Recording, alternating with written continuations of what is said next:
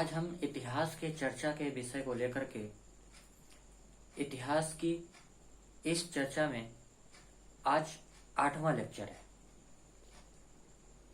इसके पहले हमने 7 लेक्चर कवर कर चुके हैं, 7 वीडियो आ चुके हैं। अगर आपने उन्हें नहीं देखा है तो आप स्टार्टिंग से देखिए और सारा का सारा इतिहास कवर हो जाएगा। ऐसे ही ऑडियो फॉर्म में आप सुन करके इतिहास को तैयार कर सकते हैं। तो इतिहास को हमने स्टार्टिंग में जब देखा तो उसको 3 भागों में बांटा। उसको प्राचीन भारत का इतिहास, मध्यकालीन का इतिहास और इसके बाद आधुनिक भारत का इतिहास। तो अभी हम प्राचीन भारत के इतिहास को पढ़ रहे हैं। इसके 7 लेक्चर आ चुके हैं और ये आज हम 8वें पार्ट को डिस्कस करेंगे। इसके पहले हमने वैदिक सभ्यता के बाद हमने उसके पहले सिंधु घाटी सभ्यता, उसके बाद हमने धर्मों का उदय देखा। फिर इसके बाद बहुत सारे लगभग 300 से ज्यादा धर्मों का उदय हुआ, अलग अलग जैन धर्म, बौद्ध धर्म जो सबसे ज्यादा फेमस हुए। इसके आगे फिर हमने देखा कि मगध का उदय हुआ, क्योंकि बौद्ध धर्म या जैन धर्म के दोनों ग्रंथों से हमको पता चलता है कि उस समय भारत में 16 महाजनपद हुआ करते थे। उन महाजनपदों में जो सबसे शक्तिशाली महाजनपद हुआ वो था मगध साम्राज्य। तो हमने मगध साम्राज्य का उदय देखा, मगध साम्राज्य का पतन भी देखा। उदय में जब हम बात करते हैं तो इसकी स्थापना हर्यक वंश से स्टार्ट होती है और हर्यक वंश की स्थापना बिंबिसार करते हैं।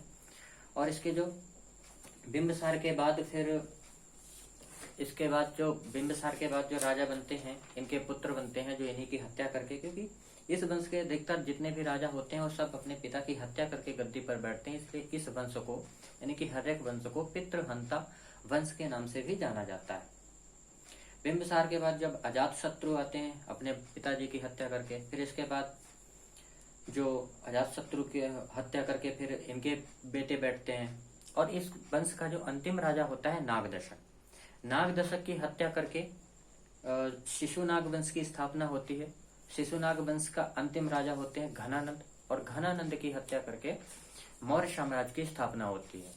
मौर्य साम्राज्य की स्थापना चंद्रगुप्त मौर्य करते हैं। चंद्रगुप्त मौर्य के बाद इनके उत्तराधिकारी बनते हैं बिंदुसार के पुत्र अशोक के पुत्र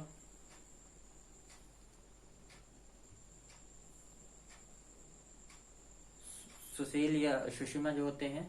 और फिर बहुत सारे क्या करते हैं, इसके जो अंतिम वंश के राजा होते हैं, मतलब कि चंद्रगुप्त मौर्य यानी कि मौर्य वंश के जो अंतिम राजा होते हैं, इनकी हत्या करके इन्हीं का मंत्री जो होता है एक बृहद्रथ है ना, बृहद्रथ की हत्या करके पुष्यमित्र वंश की स्थापना होती है। पुष्यमित्र वंश की स्थापना को हम यहाँ से अब कंटिन्यू करना था, क्योंकि यहाँ इसके पहले का सारा इतिहास हम कवर कर चुके हैं।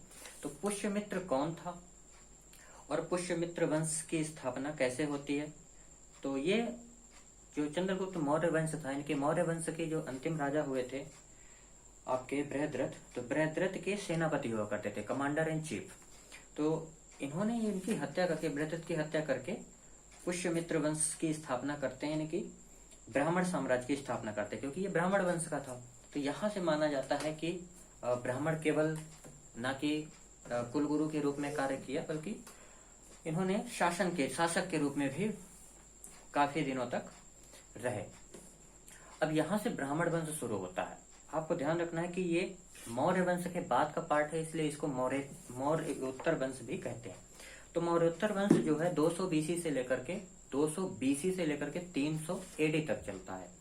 मतलब 2 साल इधर, 200 साल इधर, 200 वर्ष और 300 साल, इनकी लगभग 500 वर्षों तक शासन रहता है मौर्योत्तर काल, यानी कि ब्राह्मण वंश का। तो ब्राह्मण वंश के जो पहले संस्थापक होते हैं कि शुंग वंश, यहाँ से स्टार्ट होता है ब्राह्मण वंश। और इस वंश में ये हमारे देशी वंश है। अब यहाँ से क्या होता है कि 2 प्रकार के वंशेस चालू होंगे, 2 प्रकार के राजा मिलेंगे। एक तो हमारे देशी मिलेंगे जिसको देशी वंश कहा जाएगा, और दूसरे विदेशी आक्रमण भी शुरू हो जाते हैं। तो विदेशों से भी बहुत सारे साम्राज्य आते हैं, है ना, बहुत सारे शासक आते हैं जो यहाँ पर शासन करते हैं, शासक के रूप में रहते हैं और बहुत सारी चीजों का विकास करते हैं। तो उनको भी हम देखेंगे। ये मौर्योत्तर वंश कहलाएगा। फिर मौर्योत्तर वंश के बाद फिर आता है आपका गुप्त वंश, जो कि आपका लगभग 300 एडी से लेकर के आगे कंटिन्यू होगा। और इसके बाद फिर जब तक कि आक्रमण नहीं हो जाते मराठाओं का साम्राज्य, फिर उधर साइड दक्षिण भारत का होगा, उसको देखेंगे। और फिर इसके बाद आपका मुगल आ जाएगा।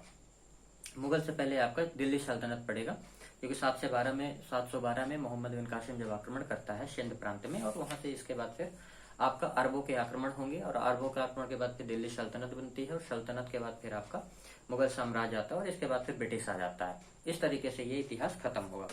तो हम आज देखेंगे ब्राह्मण वंश, यानी कि आप कह सकते हैं कि देशी वंशों का उदय। ठीक है, तो देशी वंश यानी कि आपका जो मौर्य साम्राज्य था इसका पतन हुआ, क्योंकि इसके अशोक के बाद जो है कोई भी शासक जो है बहुत ज्यादा काबिल नहीं थे कि जो पूरी तरीके से इतने बड़े साम्राज्य को संभाल सके। तो यहाँ से क्या होता है, मौर्य साम्राज्य का पतन होता है और मौर्योत्तर साम्राज्य में एंट्री होती है। तो मौर्योत्तर साम्राज्य में सबसे पहले आते हैं शुंग, पुष्यमित्र शुंग वंश। तो हम सबसे पहले हम क्या करते हैं कि इनको देखेंगे कि मौर्योत्तर साम्राज्य में किनको पढ़ना है, और कौन कौन से वंश होंगे, और किस वंश की स्थापना किसने की, सबसे पहले ये देखना है। तो अगर हम बात करें तो सबसे पहला वंश होगा इसमें मौर्योत्तर वंश में शुंग वंश।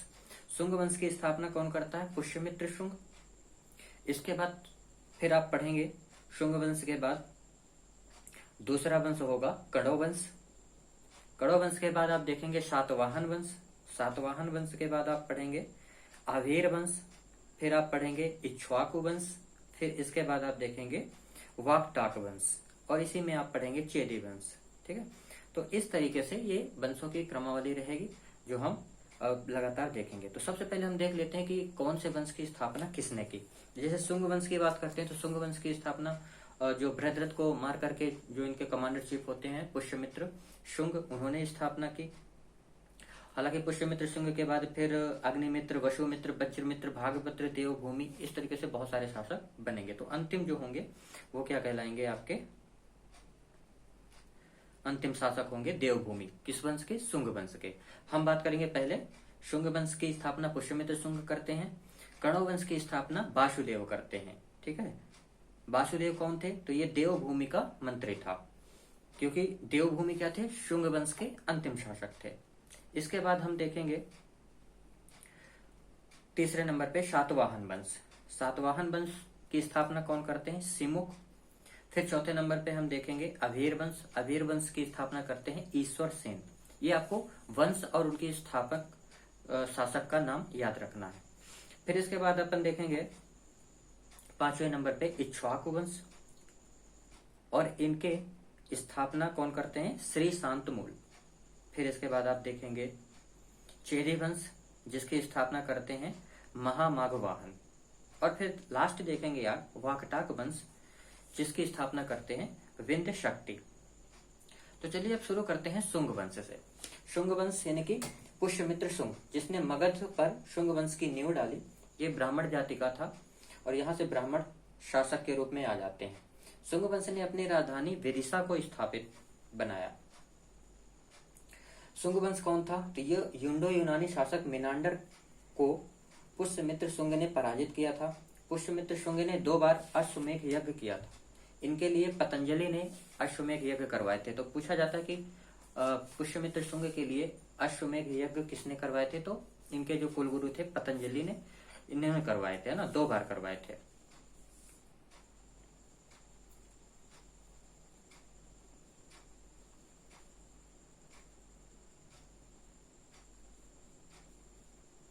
गाथा शताब्दी एक पुस्तक थी। यह प्राकृतिक रचना है जो सातवाहन शासक के द्वारा लिखी गई थी। इसमें राधा कृष्ण के साथ साथ पहली चर्चा है। इसी लेखक में आई थी प्रेम रचना। तो हम देखेंगे शुंग वंश में सबसे पहले किसको देखना है। शुंग वंश में हमने पहले देखेंगे पुष्यमित्र शुंग को, फिर इसके बाद अग्निमित्र को। अग्निमित्र के बाद फिर वसुमित्र आएंगे, फिर वज्रमित्र आएंगे, फिर भागभद्र, फिर देवभूमि इस वंश के अंतिम शासक होंगे। ठीक है, तो सबसे पहले शुंगमित्र मतलब पुष्यमित्र शुंग को हमने देखा।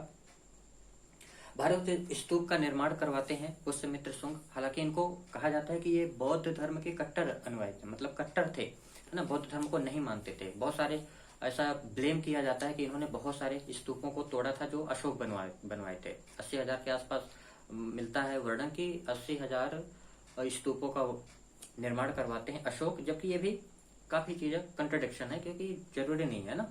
कई इतिहासकार लिखते हैं कि अशोक ने सिर्फ अपने प्रचार के लिए उन्होंने बहुत सारा स्तूपों का निर्माण करवाया था। और फिर बाद में इनको मिलता है कि बताया जाता है कि पुष्यमित्र शुंग क्या थे कि बहुत कट्टर थे और बौद्ध धर्म के प्रति, और ये क्या करते थे कि बौद्ध धर्म से नफरत करने के कारण बहुत सारे बौद्ध स्तूपों को तोड़वाते हैं। लेकिन ये भी गलत है, क्योंकि अगर तोड़वाते तो ये निर्माण नहीं करवाते। इसी में बौद्ध धर्म में ही अगली पुस्तक में ये बहुत सारी चीजें मिल जाती हैं कि ये क्या करते हैं, बौद्ध धर्म भरहुत स्तूप जो होता है सतना के पास पड़ता है, तो इसका निर्माण भी किसने करवाया था, पुष्यमित्र शुंग ने। और जो रायसेन में पड़ता है यानी कि विदिशा में आपका सांची वाला स्तूप, वहां उसके बगल में उसकी बाउंड्री बनवाते हैं चलने वाली, और उसके साथ में एक अलग से स्तूप का निर्माण भी करवाते हैं। तो ये चीज यहीं से खारिज हो जाती है कि वो मतलब दुश्मन थे, ऐसा कुछ नहीं है। ठीक है। तो इस वंश के जो अंतिम राजा हुए थे देवभूति, और इसके बाद फिर 73 ईसा पूर्व में वासुदेव ने कर दी थी, और इसके बाद फिर आ जाता है कण्व वंश। कण्व वंश की स्थापना हो जाती है। अब कण्व वंश में हम देखेंगे तो कण्व वंश की स्थापना करते हैं वासुदेव, और इसके बाद फिर भूमिमित्र, नारायण, फिर सुस्मीन या इसी को सुशर्मा के नाम से जाना जाता है, और इसकी हत्या कर देते हैं शिमुख। फिर इसके बाद आ जाता है सातवाहन वंश। सातवाहन वंश कुछ चीजें और भी ध्यान रखना है, जैसे कि ब्राह्मण साहित्य की बात किया जाए तो इसमें स्मृति आती हैं और पुराण भी आते हैं। तो स्मृति में जैसे मनु स्मृति है, पहली स्मृति मानी जाती है, और याज्ञवल्क्य स्मृति। बौद्ध साहित्य की बात करें तो अश्वघोष की रचनाएं हैं, और महाभाष्य की महाकवि की भी, जिसमें स्वप्न शात दत्ता नाटक लिखा गया है, इसका भी वर्णन है। तो ये जो आपका संस्कृत भाषा में लिखा गया है मालविकाग्निमित्रम, संस्कृत में है, और ये अग्निमित्र और विदिशा की राजकुमारी मालविका के प्रेम प्रसंगों का वर्णन मिलता है इस बुक में। जब हम बात करते हैं बाणभट्ट में पुष्यमित्र शुंग को अनार्य कहा है कुछ, यानी कि जो बाणभट्ट थे इन्होंने पुष्यमित्र को क्या कहा है, अनार्य, मतलब आर्य नहीं कहा है। आर्य का मतलब होता है श्रेष्ठ, कुलीन। इन्होंने क्या बोला कि नहीं, ये श्रेष्ठ नहीं है, अनार्य है। पतंजलि ने 2 बार इनके लिए अश्वमेघ यज्ञ करवाए थे। पतंजलि ये गोंडा जो कि यूपी में पड़ता है वहां के थे। इन्होंने व्याकरण का महाभाष्य लिखा था। ये दूसरा ग्रंथ था व्याकरण का, क्योंकि इसके पहले पहला लिखा जा चुका था अष्टाध्यायी, जो पाणिनि के द्वारा लिखा गया था। तो ये चीज आपको ध्यान पे रखना है। तो दूसरा वंश हुआ कण्व वंश। कण्व वंश की स्थापना आपने देख ली, वासुदेव ने की। कण्व वंश में बहुत सारे राजा हुए, जिनमें से भूमिमित्र, नारायण, फिर सुशर्मा, और इसके लास्ट में आते हैं शिमुख। क्योंकि शिमुख क्या करते हैं, इसकी हत्या करके फिर सातवाहन वंश की स्थापना करते हैं। सातवाहन वंश या इसी को आंध्र वंश के नाम से भी जाना जाता है। शिमुख ने 60 ईसा पूर्व में सुशर्मा की हत्या करके सातवाहन वंश की स्थापना करते हैं। सातवाहन आंध्र शासकों ने अपनी राजधानी प्रतिष्ठान को बनाया हुआ था। सातवाहन वंश की राजधानी क्या थी, प्रतिष्ठान। इसी को आंध्र वंश के नाम से भी जाना जाता है। इसमें जो पहले राजा हुए शिमुख, जो कि स्थापना भी करते हैं सातवाहन वंश की, ब्राह्मण वंश ही है। और इसके अंतिम राजा हुए पुलवामी फोर्थ। राजधानी इसकी 2 थी, एक राजधानी है धान्य कटक जो कि अमरावती में पड़ती है, और दूसरी राजधानी है प्रतिष्ठान जो कि महाराष्ट्र में पड़ती है। अभिलेखों की भाषा की बात करें तो इनकी अभिलेखों की भाषा प्रकृति थी, और ये अपने माताओं के नाम से प्रसिद्ध थे, जैसे कि गौतमी पुत्र शतकर्णी, शतकर्णी प्रथम, हाल, इस तरीके के इसमें राजा हुए। तो शतकर्णी की बात करें, इन्होंने राजधानी चेंज कर दी प्रतिष्ठान को। इनकी पत्नी का नाम था नागनिका। और शतकर्णी की सबसे प्रसिद्ध बात यह है कि इन्होंने भूमिदान शुरू किया, और ये भूमिदान का जो वर्णन है यह आपके नानाघाट अभिलेख से मिलता है। नागनिका ने पुत्रों के साथ शासन किया। सबसे पहले भारत में अगर महिला शासक के रूप में जाना जाता है तो किसको जाना जाता है? नागनिका को। वैसे अपन तो पढ़ते हैं कि प्रथम महिला शासिका रजिया सुल्तान, है ना, जबकि वो नहीं है, है ना। अगर अच्छे से इतिहास को पढ़ा जाए तो सबसे पहला भारत की जो पहली महिला शासिका है वो है नागनिका। आपको देख रहे हैं कितना पहले, मतलब एडी भी नहीं स्टार्ट हुआ, बीसी में ही मिल गई थी। फिर इसके बाद तीसरे राजा बनते हैं हाल। यह हाल जो कवि भी रहे थे और साहित्यकार भी थे और राजा भी थे, शासक के रूप में भी थे। फिर चौथे राजा बनते हैं गौतमी पुत्र सतकर्णी। शॉर्ट में आप जीपीएस के नाम से याद रख सकते हैं। जीपीएस लोकेशन ट्रैक करने वाला नहीं, जीपीएस दैट मीन्स गौतमी पुत्र सतकर्णी। ये 80 से लेकर के 104 एडी तक शासक के रूप में रहते हैं। ये कुछ नगर की स्थापना करते हैं, जैसे कि वेड़ाकटक नगर की स्थापना करते हैं। नासिक अभिलेख लिखवाया था इन्होंने, और इस नासिक अभिलेख में रामकृष्ण जैसा राजा बनाया गया था। इसने अपनी माता के साथ शासन किया था। शक वंश के शासक नहपाह को पराजित किया था। इसकी जानकारी हमको जोगलथम्बी मुद्रा भांड से पता चलता है। फिर इसके बाद आते हैं वशिष्ठी पुत्र पुलवामी। इन्होंने उपाधि धारण की थी दक्षिणास्वर की, और स्थापना एक नगर की स्थापना करवाया था इन्होंने, नवनगर। फिर इसके बाद बनते हैं शासक शिव श्री सतकर्णी। यह रुद्र दामन का दामाद था और पुलवामी का भाई भी था। अगले शासक जो होते हैं यज्ञ श्री सतकर्णी। ये सातवाहन वंश के अंतिम शासक हैं। इसके सिक्के में नाव की आकृति मिलती है। क्वेश्चन पूछा जाता है कि यज्ञ श्री सतकर्णी के सिक्कों में जो नाव की आकृति मिलती है, इससे किस बात का अंदाजा मिलता है, किस बात का पता लगता है, किस बात का ये परिचायक है? तो आपको ध्यान रखना है, ये जल यात्रा का परिचायक है। और इस वंश के फिर अगले शासक बनते हैं 8वें पुलवामा या पुलवामी चतुर्थ। ये सातवाहन वंश के अंतिम शासक थे। सातवाहन से अभीरों ने सत्ता छीन ली। अब इसके बाद किसका राज आएगा? अभीरों का। और प्रतिष्ठान पर कब्जा कर लिया। हालांकि प्रतिष्ठान राजधानी थी, राजधानी पर कब्जा हुआ तो सातवाहन वंश खत्म हुआ और इसके बाद अभीरों का चालू हो जाएगा। इसी समय मैसूर में कदम वंश आया था। आंध्र प्रदेश में इक्ष्वाकु वंश स्थापित हुआ। पल्लवों ने दक्षिणी पूर्वी भारत पर स्थापना हुई। पल्लवों को छोड़कर सभी जो है कमजोर वंश थे। उस टाइम पे पल्लव थोड़ी अच्छी मजबूत स्थिति में, बाकी सारे वंश क्या थे? नॉर्मल थे, कमजोर टाइप में थे। जब अभीर वंश आते हैं, इसकी स्थापना ईश्वर सेन करते हैं और इसकी राजधानी, पहली राजधानी थी प्रतिष्ठान और दूसरी राजधानी थी नासिक। 248 एडी से 249 एडी में कलचुरी चेदी सम्मत चलाए गए। इसके बाद आते हैं 5वां वंश चालू हो जाता है, इक्ष्वाकु वंश। इसकी स्थापना श्री शांतमूल करते हैं। इसकी राजधानी होती है नागार्जुन कोंडा, जो कि विजयपुर के आसपास पड़ती है। 100 वर्ष तक राज्य किया। कृष्णा नदी और गुंटूर जिला के आसपास का ये रीजन कहलाता है। फिर नेक्स्ट वंश है कलिंग।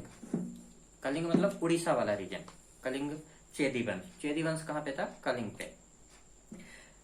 इसके संस्थापक थे महामैघवाहन। प्रसिद्ध शासक खारवेल। आपने खारवेल का अभिलेख भी देखा था प्रथम शताब्दी में। ये जैन धर्म का कट्टर शासक था, मतलब जैन धर्म को बहुत ज्यादा मानते थे। राजधानी इनकी थी कलिंग। प्राचीन नगर है, प्राचीन नगर के नाम से भी जाना जाता है इसको। 16 वर्ष में युवराज बना था और 24 वर्ष में राजा बन चुका था। उपाधि इन्होंने धारण की थी धर्मराज की, कलिंगाधिवली, महाराज, ऐसे भारी भरकम उपाधि धारण करते थे। और ये महाराज उपाधि धारण करने वाला पहला शासक था। खारवेल की हाथी गुम्फा अभिलेख में इसका वर्णन मिलता है। इसके बाद खारवेल अभिलेख की अगर बात करें तो इसकी खोज स्टार्लिंग ने की थी 1825 में। खारवेल अभिलेख की जो भाषा प्राकृत है और लिपि ब्राह्मी है। इसमें उदयगिरी पहाड़ी का भी वर्णन मिलता है। इसकी स्थिति पुरी किला के पास है और इसी को उदयगिरी पहाड़ी के नाम से जाना जाता है। यह खंडगिरी पहाड़ी के नाम से भी पुकारा जाता है। यह अभिलेख में कुल 17 लाइनें लिखी गई हैं। इसमें जैन भिक्षुओं के लिए गुफाएं बनवाई गई थी। उदयगिरी गुफा, नहर व्यवस्था, मूर्ति पूजा, ग्राम दान का उल्लेख है। युद्ध में जहाज का वर्णन भी मिला है इसी अभिलेख से। भारतवर्ष का पहली बार उल्लेख खारवेल अभिलेख में ही मिलता है। सबसे पहले भारतवर्ष खारवेल अभिलेख में ही कहा गया है। जनगणना का उल्लेख मिलता है। मतलब आप देख सकते हैं कितना उन्नत किस्म का ये राजवंश था। मतलब जनगणना, सेंसस भी करवाते थे लोग। इसने चोल, चेर, पांड्य को पराजित किया था। इसने पांड्य से, जो पांड्य शासक हुए थे, उनसे ऐसा माना जाता है कि कई जगह वर्णन मिलता है कि इन्होंने गधे से काम करवाए थे। पांड्य शासक जो थे उन लोगों से गधों के साथ काम करवाए थे। गधों से, जैसे बैल से हल चलवाते हैं, उसी तरीके से इन्होंने क्या करवाया था, गधे से हल खिंचवाया था पांड्य शासकों से।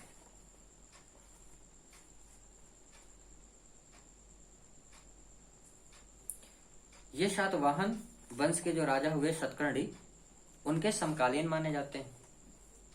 उदयगिरी गुफा की बात करें तो इसमें 35 गुफाएं हैं, जिसमें से प्रसिद्ध है रानी गुफा, गणेश गुफा, हाथी गुफा, जल विजय गुफा, अल्पचूरी गुफा। ये कुछ गुफाएं हैं जो प्रसिद्ध हैं, बौद्ध भिक्षुओं के लिए बनाई गई थी। फिर इसके बाद आता है वाकटाक वंश, 7वां।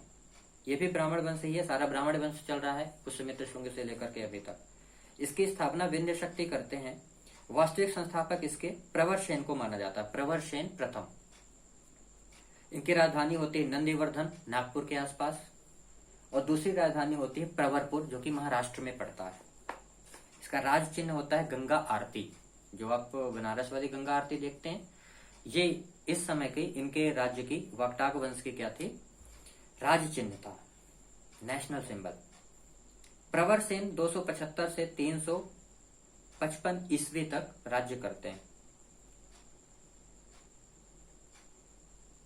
विंध्य शक्ति के बाद शासक बनते हैं प्रवरसेन। इन्होंने उपाधि धारण की थी धर्म महाराज।